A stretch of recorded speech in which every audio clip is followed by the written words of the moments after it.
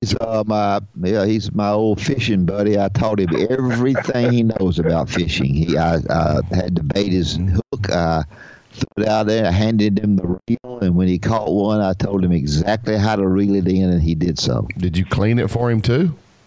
Oh yeah, I baited his hook. Did you clean the fish? Oh no, he never caught many. Oh. Good morning, Coach. How are you? Knew he was going to talk about that fishing, didn't you? He always talks about the fishing. Barry, when you don't have anything to say, you just go to the same old thing over and over and over. Yeah, that's like he and Sonny. They go to all these things and tell the same jokes every single year. He gets old. But you know what? He's getting old, and I love him. Dang well. Well, the Georgia Bulldogs, I made some positive comments about them over here, and they all got mad at me, but they probably don't have quite the personnel they had last year, but still a pretty darn good running game. There's no doubt about that. Well, you know, we've really come out and played well this year, except for LSU, and Kirby and them just done a really great job with a lot of young players, Wimp, and you know, I'm proud of them, and, you know, I think it's going to be a tough game on Saturday. You know, Alabama, I think, is better. It doesn't mean we can't beat them. But, you know, I think Alabama's got the better team. But, you know, I think it'll be a heck of a football game, and one that I think a lot of people will be watching. We're talking with Coach Ray Goff. Coach, you know, coaching job is you get a game plan for the team you're playing. I wanted to ask you this. As I looked at the stats yesterday, and Georgia is 13th in sacks in the SEC. Now, maybe that's just the way they had to play against the teams they were playing, just kind of contained. But I think playing Alabama, you got to get to Tua. If you let him stand back there all day, this guy will absolutely pick you apart. What can Georgia do maybe differently to maybe get to the quarterback? And why is it that they're 13th in sacks this year? Well, you know, I can't give you the answer for that because I don't know it. I'm sure Kirby and them do, and they probably wouldn't want to release it because then you know what to be expecting and what they're going to do. But, you know, I think defensively – we've got a young defense, and our defensive front is probably not as strong as it was last year. But you know, I think they've played well, and you know, we held people to a reasonable amount of points for each game. And defensively, I think we're younger, and I just think that the more they play, the better they're going to get. And Alabama's offensive line is really done a great job, and you're talking about your quarterback, and you got two great quarterbacks over there, and you know that's the great thing about what Alabama has this year is that they offensively they are really good, and they move the football, and they're consistent. Yeah, Ray, the quarterback situation at at Georgia has really improved through the year. You know, things don't go well for you at LSU. But they're able to bounce back, and he's made vast improvement. He's not going to get them beat much. He's not going to throw much interceptions. He's going to try to do exactly the way the offensive coordinator asked him to do. I think he's shown a lot of maturity. Well, I don't think there's any doubt about it. I mean, for the young man to come in and play like he did as a true freshman, I mean, you know, that was pretty remarkable. I thought as a former player and being in the coaching business, I mean, I think he's really done a good job. I mean, also they've got a backup quarterback that he's no slouch. I mean, both teams have two really good quarterbacks, and Georgia has two. Georgia's two quarterbacks. I think are a little younger than y'all's and Alabama's, but they're both really good players in their own way at both teams. We're talking with Coach Ray Goff. Coach, what has Kirby done maybe a little bit differently? I know he probably took a lot of things he learned from Coach Saban. Then he put his own spit on his first head coaching job. And I think maybe he went in to the administration and said, "Hey guys, look, we're behind in facilities. There's several things we got to do. Just kind of maybe tell the listener how much the Georgia program has grown and give the administration credit for being willing to listen and maybe open up the checkbook to keep assistant coaches. What are some of the things that have changed maybe since he's been there? Well, I think first of all, you got to give a lot of credit to Greg McGarity. Yeah. And I think the world of Greg, and he's the athletic director, and he has spent the money.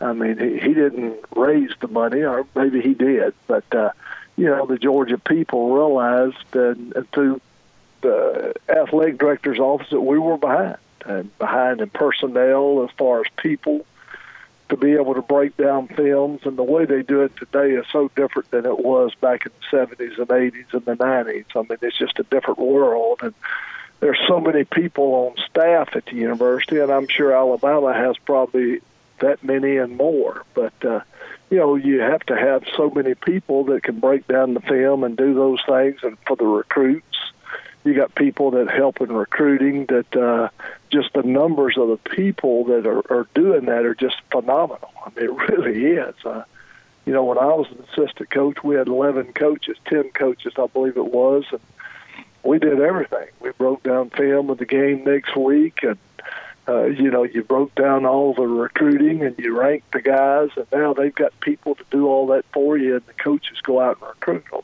So, it's just it's a different world, and college sports is big money. I mean, it makes big money, and they're hiring the people to keep it going. And just as I say, every time I talk to somebody at Georgia, they've hired a new guy, or they've got this person that's coming in, and it's just remarkable what's going on in college sports, and you see it at Alabama, and I think they're the trendsetter. They're the ones that started it, and they're the bell cow. They're out front, and they've done that since Coach Saban's been there, and you've got to give him a lot of credit. You got to give the administration at Alabama a lot of credit for having the foresight to be able to do this.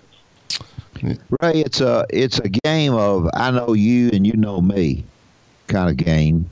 I know what you do defensively, and at certain times you know what I do. I work for you. It's I know you know me type thing. And I know you don't really know this for sure, but you know a lot about coaching because you did a good job with the program there. Would there be a lot of change? Not a lot, but some changes offensively. Some things added. Maybe some different looks defensively. What changes can I make as a coach in order to, be effective against you because you know me so well?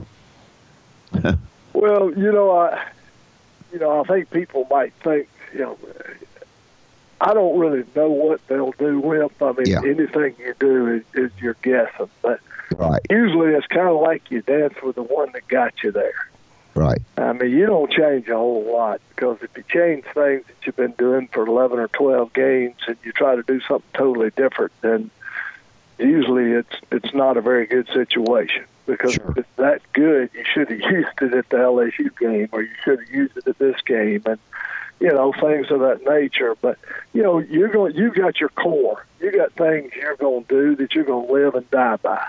Right. But every once in a while, there's a new play that you've been working on for 3 weeks, or a new gimmick play to make sure it works, and and you work on it for 3 or 4 weeks, and you hold it for the right time. Right. Basically, fundamentally, Alabama's going to do what they've been doing for 11, 12 games, and Georgia's going to let them do what they've done for the 11 or 12 games. And there might be a couple things that they throw in at some point in the game that's a little different, but for the most part, you're going to dance with the one that got you there. Okay. You're right, Coach, but then sometimes you have a once-in-a-lifetime player like Tua, who last year when Alabama was playing Georgia, be honest with you, they weren't playing well, but Jalen Hurd got them there. And then Coach Saban made the change. I feel like he probably had to, and then it's taken off from there. Just maybe from the outside looking in, what have you seen this kid Tua that makes him so special? from afar, I mean, first of all, I thought when Coach Saban did that, I mean, you gotta really bow up, and that was a big time move. I mean, there's other words I could use, but we're on the radio. But I mean, I thought it was just, after the game, you look back and you say, man, coaching won that game. I mean, because he made that move at the time, at halftime, and came back out. I mean, everybody was stunned a little bit, but it worked, and it's continued to get better and better and better. And there's no disrespect to the backup quarterback. I mean, he did a great job. Every time he goes on the field, he does his job, and he does well. But you got two great quarterbacks, and they've just done a great job. And I give Coach Saban and his staff a tremendous amount of credit for that, because that took a lot of guts to make that move after the whole season the way it went with your starting quarterback. Well, if there's one thing in Georgia's favor, in my estimation, it's that kicker you got. I'm telling you, that goggle guy can kick it through there from everywhere. That poor guy's got a name. That's Roderigo. Roderigo acts like he can't see 5 feet in front of him, and he don't ever miss. And the point I'm making before you talk is that you get on Alabama's 40 or just inside of there, and it's 4th and 5, you're going to get 3 points. Well, I think Georgia's kicking game is better than Alabama's, especially extra point field goals, because our kicker has obviously done it all year, and there's had some lapses at Alabama, and I think that could very well at some point in time be a bit difference in the game, Wimp. And I think everybody's pulling or saying that Alabama's going to win, and I think they're obviously stronger than Georgia this year, and I'm not going to pull for Alabama, because obviously I'm a Georgia graduate, played and coached there, but I'm pulling for Georgia. It'll be a tough one, but I've seen it happen before, and it can happen on Saturday. This is probably a silly question, but the pressure of the game, I think Alabama's in the Final Four regardless, unless Georgia just absolutely annihilates them. But I don't think they're going to go from 1 to 5. Where Georgia win and you're in, lose and you're going to a great bowl, but you're not probably going to be in the Final Four, which I'm not sure if that's fair anyway, because I think Georgia's playing as well as anybody. If Alabama beats you, I don't think you should maybe fall that far. But is that pressure? Is that if Alabama in the back of their mind maybe knows that they're in, but Georgia knows they've got to win this particular game? Is that a factor at all, Coach? I think if I'm sure every kid over there says, hey, we got to win this game, but we're not going to be in the Final Four. I mean, I don't think there's anybody over that wouldn't think it. That's not what they're talking about, I don't think. They're talking about Alabama and the best way to beat Alabama. They're not worried about what's going to happen after that. I mean, you got to win the game, and they know that. We know we need to win the game. If we don't win the game, the odds of Georgia being in the top 4 are slim, very, very slim. And I think Slim left town last week. Somebody else will probably move up, but and I don't think if Georgia beat Alabama that Alabama would fall below 4s. I don't think Georgia would go to 1. I think Georgia would go to 3, and Alabama would probably be 4, and then they would. The only time they'd play would be in the championship game, and that'd just be my thoughts. I'm sure there's a lot of Michigan people out there would probably, disagree with it. But I think if you lose or you to number 4, I don't think you fall a whole lot. Yeah, I agree. Ray, can you stay in the state of Georgia this day and time? And the answer may be easy, and get the 25 guys that you need each year to play and be better for you. Is there not enough players there? Almost. I know you're going to sneak into Florida and get some. I understand that, but doesn't Georgia have enough players, high school players, if your selection is right and your evaluation is right, to keep Georgia going for a long time? Yes. Yeah. That's a pretty easy question. I mean, even when I was an assistant and even when I was the head coach, there were good players in Georgia. I mean, you can take, if you can get the best players in Georgia, you can play anybody.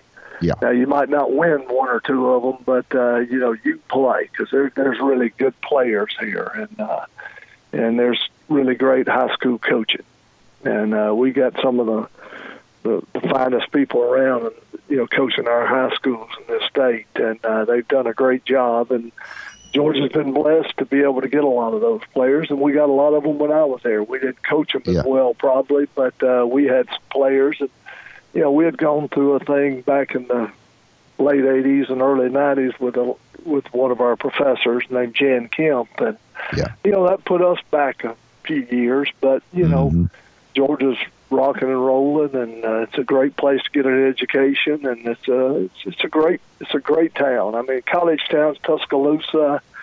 I was down there for Beats, Gene Stallings one day and doing something, and it's just college towns are just great places. I mean, Tuscaloosa, Auburn, Georgia, Knoxville. I mean, they're just great places to be.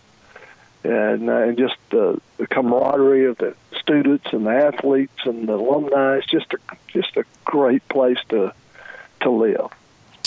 Well, Coach, before we let you go, Mack Brown came out of retirement this week. How about Ray Goff? You want to get one of these jobs and go at it again? Money. Oh, make too much money. Maybe take a pay cut on the chicken stuff. Yeah, I'm in the chicken business, and I'm telling you, it's a lot better than coaching football. I can promise you that. All he does is walk down to the mailbox the first of every month and get the checks, endorse them, and put them in the bank. Put them in the bank. Yeah. All he does. Has he mailed you your gift certificates yet for Zach? Well, not yet. I'm waiting for him. I don't know if he's going to get them. Will will take free meal any day. He and Hugh Durham.